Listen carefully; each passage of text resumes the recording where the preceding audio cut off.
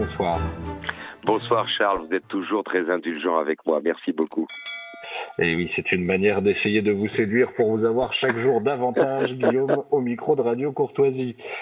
Nous venons de parler pendant 45 minutes, 50 minutes de la nation. Il m'a parlé tout naturel de parler avec vous de la souveraineté. C'est deux sujets de philosophie politique et de politique, d'histoire des idées régulièrement attachés. Guillaume, notre interlocuteur, Patrice Guillamot, essayait de donner une définition d'une naissance universelle de la nation. Pour vous, la nation, vous n'avez évidemment pas entendu notre première partie, mais pour vous, la nation, c'est quoi? C'est d'abord une réalité historique, une réalité politique, un principe d'organisation, une construction abstraite? Comme ça, au débeauté, quel est le premier terme qui vous viendrait à l'esprit? Je répondrai corps social ayant une vocation politique. C'est-à-dire que contrairement à la famille qui a une vocation, je dirais, d'élever des enfants, de les emmener vers l'âge adulte et de les éduquer pour qu'ils puissent être le plus autonome possible, eh bien, la nation, c'est un corps social lui aussi, mais à vocation politique, c'est-à-dire la réalisation du bien vivre, pas simplement du survivre, sans quoi les hommes seraient des animaux, pas comme objectif le salut des âmes, parce que là pour le coup c'est l'objectif d'un autre corps social qui est l'Église militante, le bien vivre tout simplement. Merci Guillaume pour cette réponse toute immédiate. Alors Guillaume Bernard, souvent quand on veut parler de souveraineté, on nous arrête immédiatement, on nous dit oulala, rappelez tout de suite que l'idée de souveraineté c'est une idée quasiment de gauche et que finalement depuis que la souveraineté ne se trouve plus dans le corps du roi, dans la personne du roi, nous serions entrés immédiatement dans une vision politique. Du moins particulièrement situé dans l'histoire des idées et dans l'histoire politique. Est-ce que pour vous c'est un raccourci? Est-ce que c'est une remarque qui a une part de vérité? Comment vous placeriez-vous face à cette question?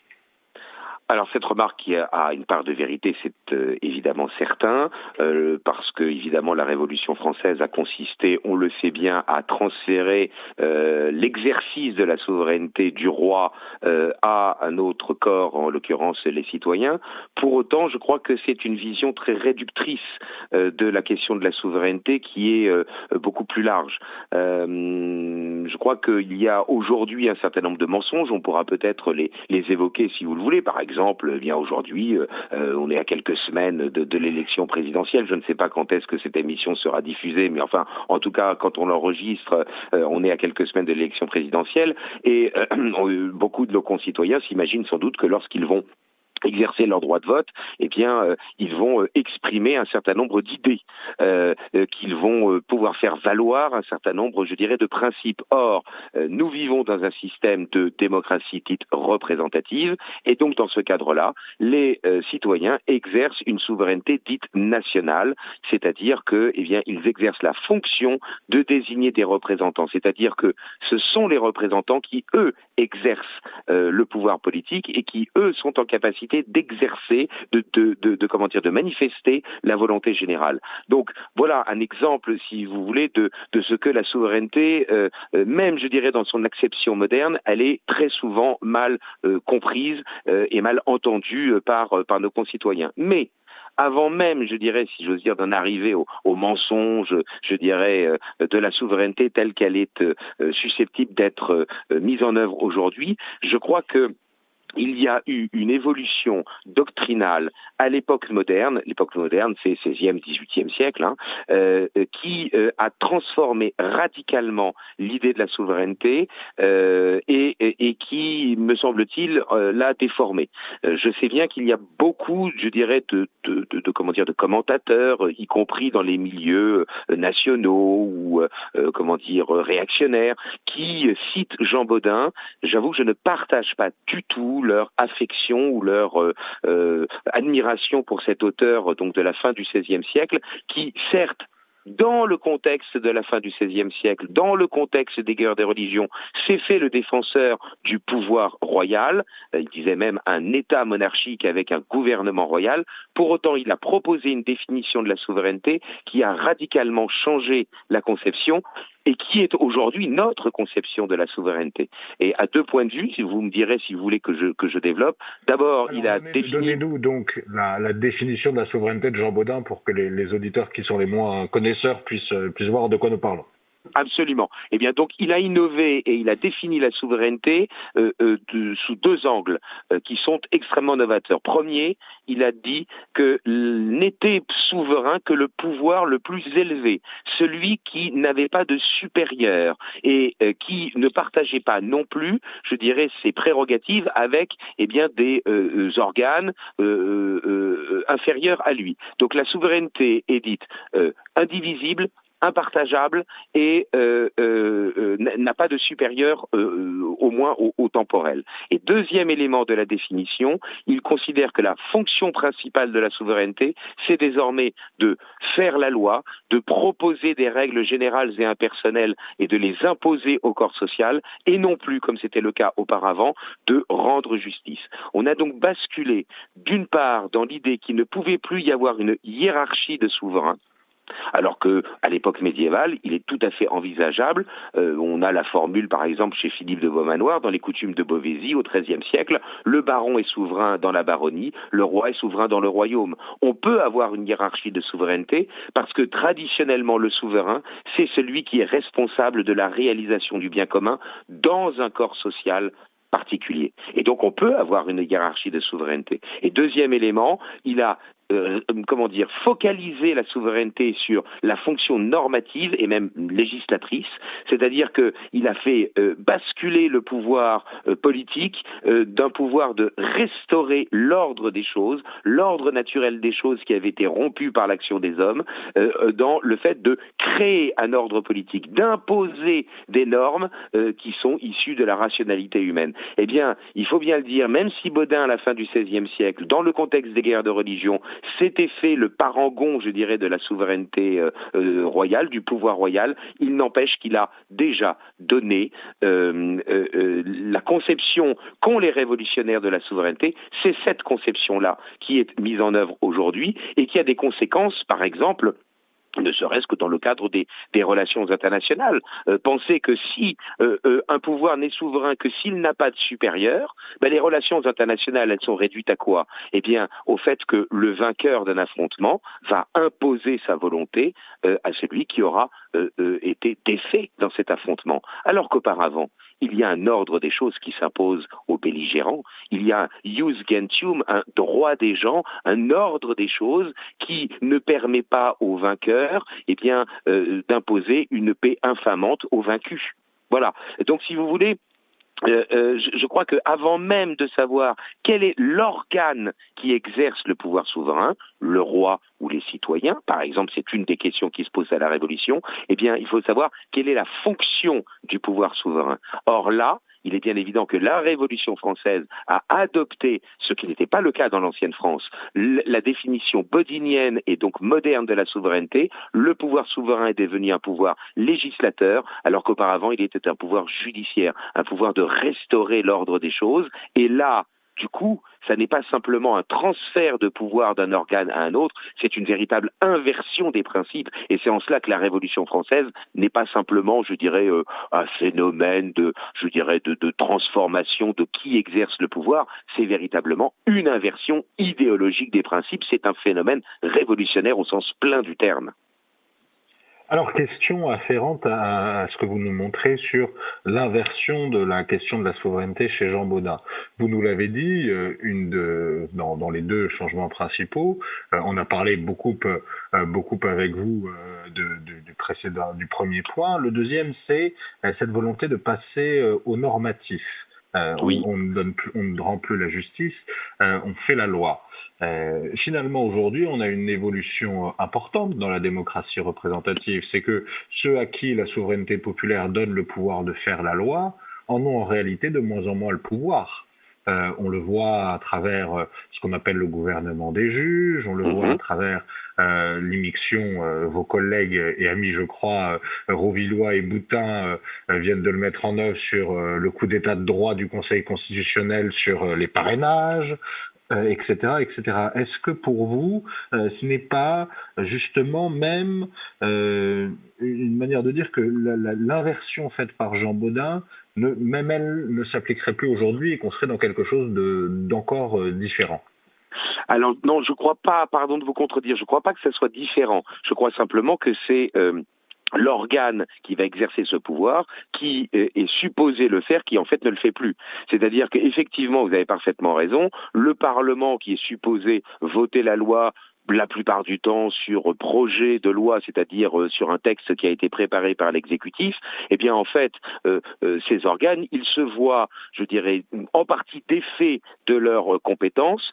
D'abord, évidemment, par l'influence, on va dire, des lobbies, pour dire les choses rapidement. Normalement, il faudrait dire des groupes de pression. Le lobby, c'est l'organe, je dirais, de guerre. C'est l'instrument au service d'un groupe de pression. Mais c'est plus facile pour la plupart d'entre nous d'utiliser ce terme, même je dirais anglo-saxon, sur l'antenne de Radio Courtoisie. Bon, il n'y a pas de traduction, donc vous me pardonnerez. Donc il y a les groupes de pression qui tout simplement, je dirais, phagocytent, je dirais, l'expression de la souveraineté, de la volonté générale.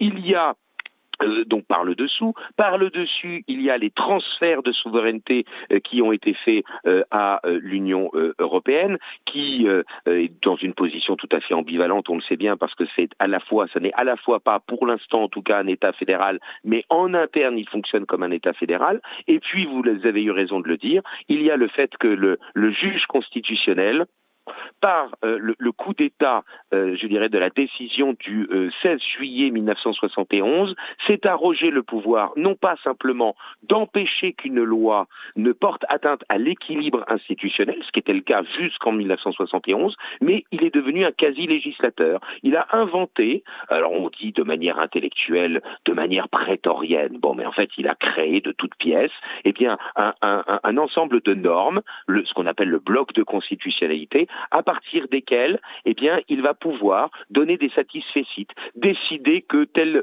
disposition législative est acceptable ou que telle autre ne l'est pas.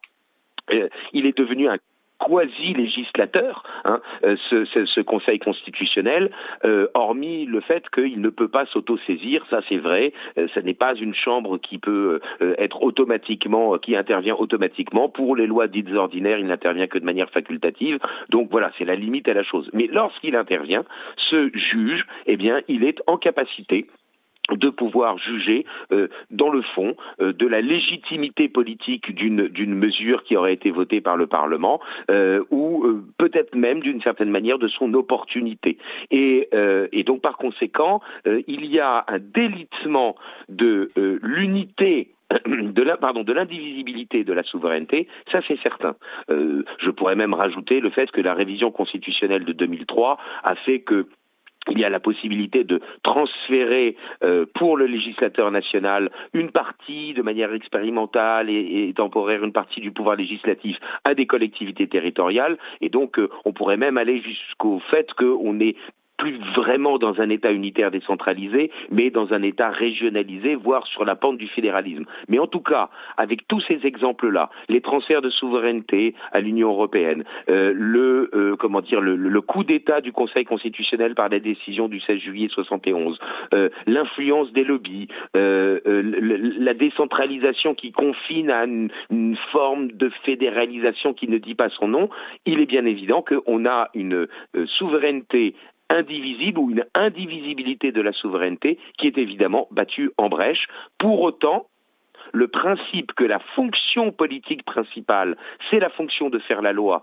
et non plus la fonction de rendre la justice, ça pour le coup, c'est le principe qui a été créé, si j'ose dire, idéologiquement par Jean Bodin et qui a été immédiatement mis en œuvre dans toutes les constitutions révolutionnaires, même la constitution de 1791 qui était pourtant une constitution supposément monarchique. Vous êtes à l'écoute de Radio Courtoisie. Charles Demeyer a le plaisir et l'honneur de recevoir Guillaume Bernard. Nous parlons de la question de la souveraineté. Cher Guillaume, les progrès de la fédéralisation européenne, de ce que certains appellent le projet européen, les successions de traités, Maastricht, Lisbonne ou traité de fonctionnement de l'Union européenne, ont fait apparaître leur antithèse, avec un mouvement qui en France a sans doute des racines plus larges, mais qui est quand même largement tributaire de la construction européenne pour son établissement, c'est le courant souverainiste. Souvent, on lit que ce courant serait au risque de faire de la souveraineté, qui est une idée large, évidente, comment dire, une notion politique connue et étudiée depuis longtemps, et qu'elle risquerait de faire passer cette notion, qui est quelque chose de naturel, à quelque chose de presque idéologique. C'est le suffixe isme qui ajoute ça régulièrement. Est-ce que vous comprenez une partie de ce reproche, Guillaume Bernard? Oh, je serais sans doute moins, moins sévère que ces commentateurs auxquels vous faites allusion. C'est vrai que dans le souverainisme, il y a un risque, c'est celui de voir la souveraineté comme une fin en soi et non pas comme un instrument de la réalisation du bien commun.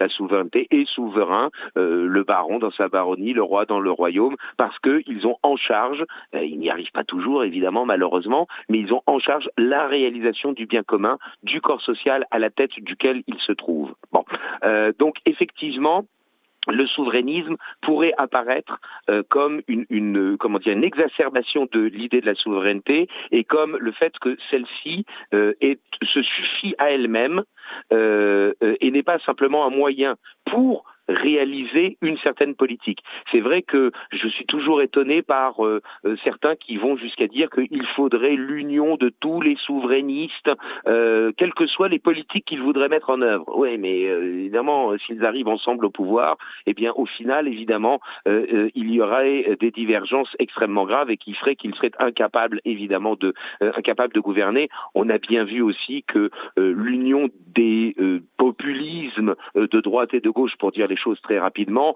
populisme de droite où c'est le peuple en tant que corps politique et populisme de gauche où c'est le peuple en tant que catégorie sociale qui se sont unis, au final, ils ont réussi à l'emporter, certes, ils ont réussi souvent à commencer à gouverner, puis au final, ça n'a pas fonctionné. Donc, de ce point de vue-là, oui, le souverainisme ou la souveraineté conçue comme étant une finalité et non pas un moyen, ça, effectivement, je suis quelque peu dubitatif. En revanche, il faut quand même comprendre les raisons de l'émergence de ce mouvement. Jusque dans les années 90, même si naturellement la construction européenne a été, et Philippe de Villiers l'a montré après les travaux notamment de Christophe Réveillard ou du professeur Jean-Paul Bled, instrumentalisée bien sûr par les États-Unis, il n'empêche qu'il y avait une certaine logique à faire cette construction européenne, parce que tout simplement il y a le bloc de l'Est, parce qu'il y a le pacte de Varsovie, parce qu'il y a le mur de Berlin, parce qu'il y a le rideau de fer. Et que donc, il faut essayer de constituer, au bénéfice bien sûr de très souvent d'entreprises américaines, mais enfin, c'était aussi au bénéfice de ceux qui vivaient à l'Ouest, eh bien, il y avait la nécessité de créer une certaine prospérité économique pour tout simplement résister aux sirènes et à la force du pacte de Varsovie. À partir du moment où l'Union soviétique s'effondre, à partir du moment où le collectivisme a démontré son son inanité, où il s'est totalement décrédibilisé, eh bien évidemment l'Europe de l'Est s'est détachée, l'Europe de l'Est et l'Europe centrale s'est détachée de l'Union soviétique et il y a eu une définition, un problème de définition, un problème de délimitation de ce que c'était que l'Europe. Jusque dans les années 90, dans le fond, les relations géopolitiques permettaient effectivement de dire ce que c'était que l'Europe de l'Ouest. À partir des années 90, l'Europe, elle va jusqu'où? Est-ce qu'elle va jusqu'à l'Oural? Je ne fais aucune allusion, je ne suis pas géopoliticien, donc je ne suis pas compétent pour traiter des actuels affrontements en Ukraine, même si, disons que je fais quand même plutôt partie de ceux qui s'étonnent que ce qui était applicable pour le Kosovo ne l'était pas pour le Donbass. Mais enfin, au-delà de ça, jusqu'où ça va l'Europe? Est-ce que ça va jusqu'à l'Oural? Est-ce que l'Ukraine c'est l'Europe? Etc., etc. Et donc par conséquent, le mouvement souverainiste, il est né dans les années 90 quand il y a eu la volonté d'à la fois d'élargir l'Union européenne, qui est né donc avec le traité de Maastricht de 1992, et je dirais de faire un approfondissement institutionnel. Et c'est la menée de front de ces deux processus qui a fait que, eh bien, en France en particulier, avec des gens comme Philippe de Villiers, mais disons-le, un homme comme Jean-Marie Le Pen, même s'il ne se présentait pas comme souverainiste, était effectivement dans le même positionnement, eh bien, le mouvement souverainiste est apparu parce que tout simplement, il y avait une interrogation sur ce qu'était l'Europe, ce que devait être l'Europe en tant qu'institution et ce qu'était l'Europe dans son étendue géographique. Donc, à la fois, vous voyez, ma réponse, c'est pas une réponse de Normand, hein, pardon pour les Normands, mais je pense que oui, on peut effectivement s'interroger sur le souverainisme lorsque celui-ci, je dirais, est porté au nu et que celui-ci est détaché d'un projet politique concret de réalisation du bien commun, mais d'un autre côté, il est bien évident que ce souverainisme-là, eh bien, il est né dans des circonstances historiques données qui font que, eh bien, j'allais presque dire que c'était inéluctable. Non, il n'y a rien d'inéluctable. Les hommes sont responsables de leur histoire, mais ce souverainisme, il est né justement à un moment où il y avait un vrai questionnement sur ce qu'était la civilisation européenne et sa délimitation géographique. Guillaume Bernard, justement, on voit poindre, notamment à travers la présidence française de l'Union européenne, c'est-à-dire du Conseil de l'Union européenne, la volonté de créer un souverainisme européen. Alors, ce souverainisme européen masque régulièrement des projets qui étaient dans les tiroirs depuis longtemps, hein, l'idée d'une Europe de la défense, l'idée de clauses miroirs en industrie, toutes choses qui sont techniques, sur lesquelles on peut être d'accord ou non, mais également une conception d'une citoyenneté de l'Union européenne. Est-ce que vous pensez que ce projet est dangereux, et au-delà de sa dangerosité ou non, est-ce que vous pensez que ce projet peut avoir des chances d'aboutir ? Alors, il y a beaucoup de questions, mais toutes ces questions sont absolument intégrées dans votre interrogation, mais tous ces aspects sont importants. Donc, si j'oublie de répondre à certains d'entre eux, vous me rappellerez à l'ordre. Le premier point qui me vient immédiatement à l'esprit en vous écoutant, c'est que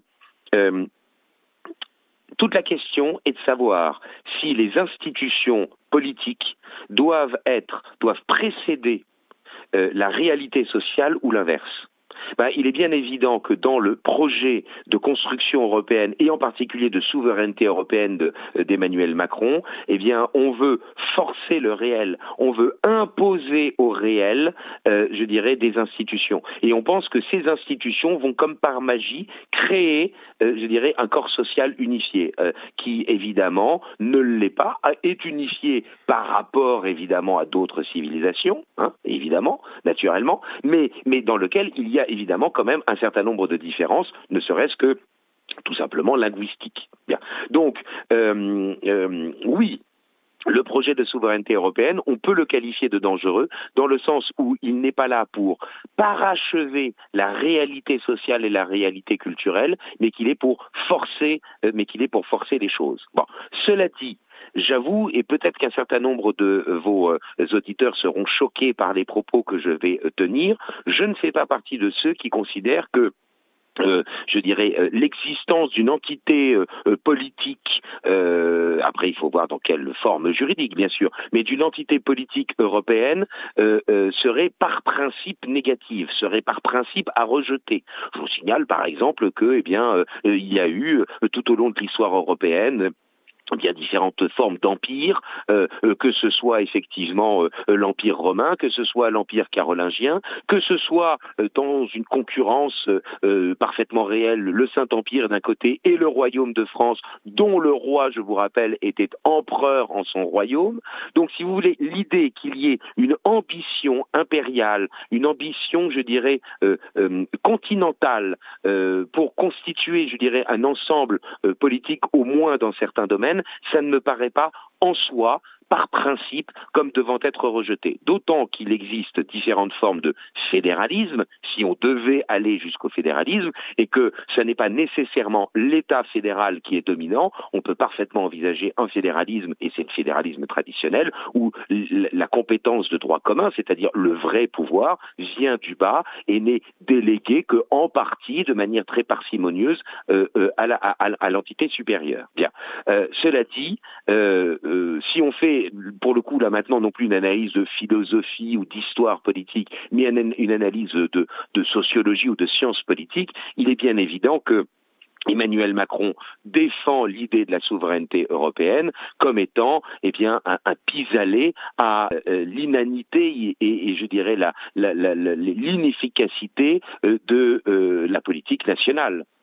C'est-à-dire que il veut essayer de reporter au niveau européen la responsabilité de la situation catastrophique dans laquelle nous nous trouvons, une triple insécurité, voire une quadruple insécurité, l'insécurité des personnes et des biens, l'insécurité économique et sociale, l'inflation, le chômage, l'insécurité culturelle et morale, je dirais un relativisme qui est moral, qui se développe, moral et religieux, je dirais un déracinement culturel des autochtones, un multiculturalisme par une immigration de peuplement, et puis je rajouterais même une insécurité juridique avec les atteintes aux libertés publiques et l'une qui me tient à cœur et que beaucoup, me semble-t-il, ont oublié, mais qui était tout de même absolument effarante, c'était tout simplement, lors des confinements, l'interdiction de pouvoir assister au culte catholique. Bon, donc, si vous voulez, je crois qu'il y a une démarche politicienne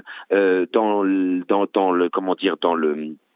comportement d'Emmanuel Macron, mais il faut bien le dire qu'il n'est pas le premier d'abord à l'envisager, qu'il profite, je dirais, d'un certain nombre de circonstances. Alors de circonstances internationales, ça va vous paraître étonnant, mais je crois qu'il faut évoquer le fait que le Royaume-Uni ait quitté l'Union européenne, bien ça peut favoriser la création d'un État fédéral européen, parce que tout simplement la France et le Royaume-Uni dispose chacun d'eux d'un siège permanent au Conseil de sécurité des Nations Unies, et qu'à partir du moment où les deux États auraient continué à être membres de l'Union européenne, il aurait fallu fusionner les deux sièges, ce qui n'aurait, semble-t-il, pas été possible du point de vue des intérêts, notamment américains, alors que le Royaume-Uni étant sorti du Conseil, étant sorti de l'Union européenne, eh bien, la France pourrait bazarder, je dirais, sa puissance internationale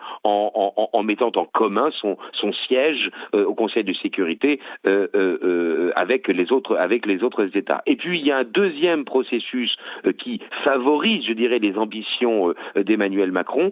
C'est tout le processus auquel nous avons fait allusion tout à l'heure, c'est-à-dire un processus de décentralisation de plus en plus poussé, qui en soi, moi, j'y vois beaucoup d'éléments positifs, parce que c'est tout simplement la reconnaissance des spécificités locales, mais il est certain que avec la création des grandes régions par François Hollande, avec la révision constitutionnelle qui a eu lieu sous Chirac en 2003, et dans le fond la possibilité de ce que les collectivités territoriales puissent exercer une partie du pouvoir législatif, nous sommes quand même sur une pente d'une fédéralisation de la France qui pourrait aboutir un jour à ce que, dans les projets de certains, eh bien, les unités fédérées de l'État fédéral européen, de l'hypothétique et potentiel État fédéral européen, eh bien, soient un jour non plus les États-nations qui emmerdent tout le monde, pour dire les choses vulgairement.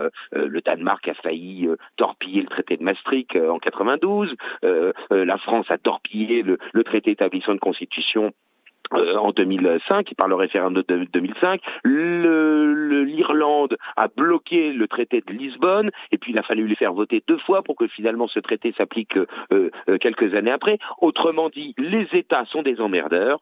Pour que cet État fédéral puisse se mettre en place, il faudrait que les unités fédérées de cet État fédéral, ce soient des grandes régions.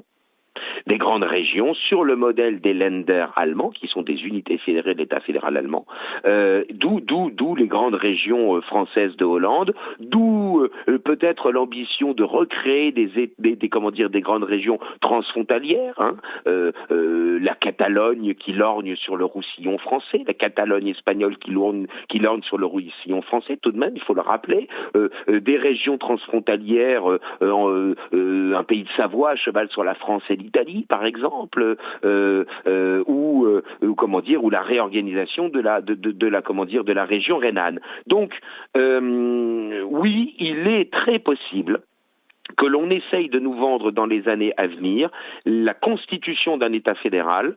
En soi, j'avoue que je ne suis pas nécessairement hostile en principe. Cela dépend évidemment de ce que l'on confie comme compétence à l'État fédéral, mais là c'est une question de fond qu'on n'a pas le temps de traiter maintenant. Et puis deuxièmement, il y a quelles seront les unités, et ces unités fédérées, il est très vraisemblable que ce ne seront plus du tout les États-nations, c'est-à-dire qu'on va rayer d'un trait de plume 1500 ans d'histoire européenne et qu'on mettra en exergue les régions, les régionalismes européens pour favoriser le basculement vers l'État fédéral. Ultime question, mais qui est afférente à ce que vous venez de dire. Emmanuel Macron a laissé dire à son ministre de l'Intérieur, l'inénarrable Gérald Darmanin, que la Corse pourrait obtenir un statut d'autonomie. Alors, est-ce que ça éveille chez vous des commentaires? Il nous reste 3 minutes, Guillaume Bernard. Alors oui, ça éveille chez moi des commentaires. Pourquoi? Parce que tout simplement, ce processus, il a commencé avec l'outre-mer. Et il a même commencé dans les années 80 avec le statut qui a été accordé à la Nouvelle-Calédonie. Il y a quelqu'un qui, je crois, passe assez régulièrement sur Radio Courtoisie, qui est un souverainiste, qui, je crois, se dit souverainiste, c'est le professeur Olivier Gohin, et il est encore plus spécialiste que moi des questions de Nouvelle-Calédonie. Et simplement, on a, vis-à-vis des indépendantistes calédoniens, rayé d'un trait de plume le référendum de 1987, et puis, mis en place un certain nombre de dispositions en 1988, en 1998. On a même un titre particulier pour la Nouvelle-Calédonie dans la Constitution française. Et puis vous savez qu'il y a régulièrement des référendums qui sont organisés là-bas pour, je dirais, la question de l'indépendance. Donc, statut particulier de la Nouvelle-Calédonie, révision constitutionnelle de 2003 qui fait que dans ce qu'on appelle les autres COM, les autres collectivités d'outre-mer, les assemblées locales peuvent adapter la loi nationale sans même qu'elle n'ait besoin d'obtenir l'autorisation du législateur national. On a déjà effectivement toutes les dispositions possibles pour démanteler l'État-nation, et simplement évidemment ça choque beaucoup plus les Français parce que c'est la Corse, parce que c'est la métropole, parce que c'est une île juste à côté de la métropole et que ce n'est pas très loin dans l'outre-mer. Mais malheureusement, ce qu'Emmanuel Macron peut-être envisager de faire pour acheter des votes, c'est éviter par exemple que des candidats de droite nationale, je pense à Marine Le Pen en 2017, elle avait fait d'excellents scores à la présidentielle. Pour acheter des votes, Emmanuel Macron peut-être vouloir effectivement donner cette autonomie à la Corse. Malheureusement, il a tous les instruments juridiques pour pouvoir le faire. Tout dépendra évidemment de la réaction politique des Français. Un immense merci de nous avoir accompagnés dans cette émission, Guillaume Bernard, et je vous espère à très bientôt au micro de Radio Courtoisie. Avec très grand plaisir, Charles. Vous savez très bien que je suis toujours à votre disposition. À très bientôt. Et surtout aux débeautés, un grand merci, Guillaume. À très vite pour un nouveau Libre Journal des débats, chers amis. Merci à Stéphane qui nous a accompagnés dans cette émission, et je vous dis à mercredi prochain.